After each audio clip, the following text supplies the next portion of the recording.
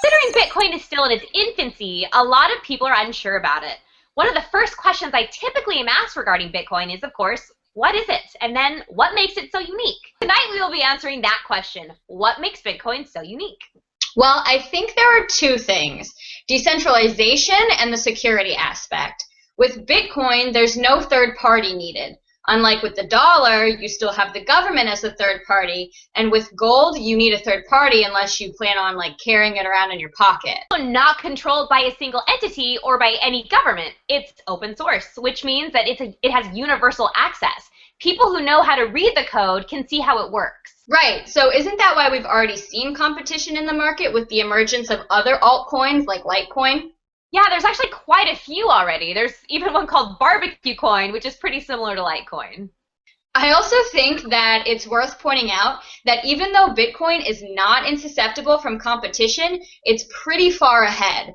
I mean, even though you can read the code and copy it, like with Litecoin, Feathercoin, or Barbecue Coin, you can't copy the infrastructure that surrounds it. That takes a lot of time and effort. Oh, definitely. And the best part about this is that everybody knows how Bitcoin works. There's nothing that happens in secret, unlike our current monetary system, which is cloaked in secrecy. And even though the ledger is completely public, you don't know who controls which address. It's the ownership of the Bitcoin that's actually being transferred. And since you're sending it to an address, it's private. I mean, unless you decide to give out that information or you post it somewhere.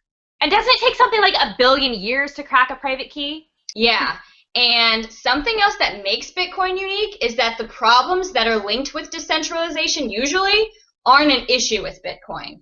For example, even though you prove you own a Bitcoin by providing a digital signature, that doesn't necessarily solve the double spend problem, where I could just sign the same coin over to multiple people, or even myself really, causing some serious inflation, which is why Satoshi used the blockchain format, which was an ingenious way of making sure that the same transaction can't appear in two places at once or on two blocks at once. Bitcoin can't, be counterfeit.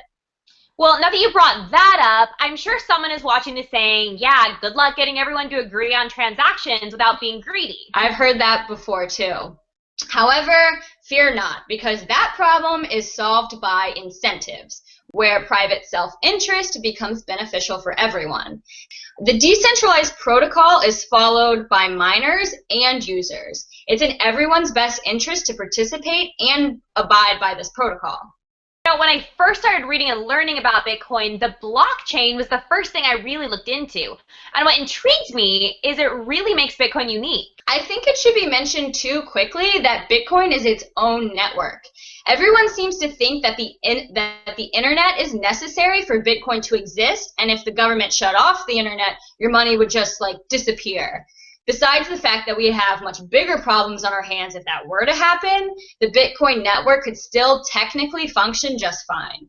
And also back to incentives, Bitcoin uses self-interest to its advantage. So users are encouraged to stay honest through incentives. Though it would take a lot of work, it is actually possible for a dishonest person to defraud other users by stealing back a payment. However, it would not be in their best interest because other miners benefit from the creation of new Bitcoins.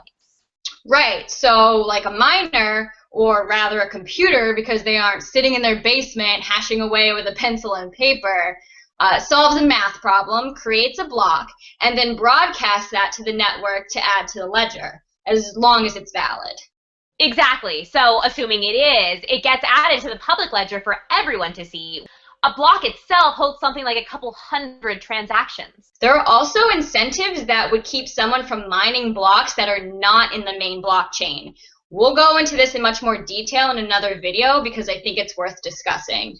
Definitely. And I mean, well, considering the entire incentive structure is set up so that miners who want to make high profits, and let's be honest, who doesn't want to make a high profit, they'll choose the majority chain. Which answers the question of why everyone agrees on the transaction history. It's in their best interest to do this, which happens to be in everyone's best interest. Bitcoin sets itself apart by being decentralized and secure in a really new and innovative way.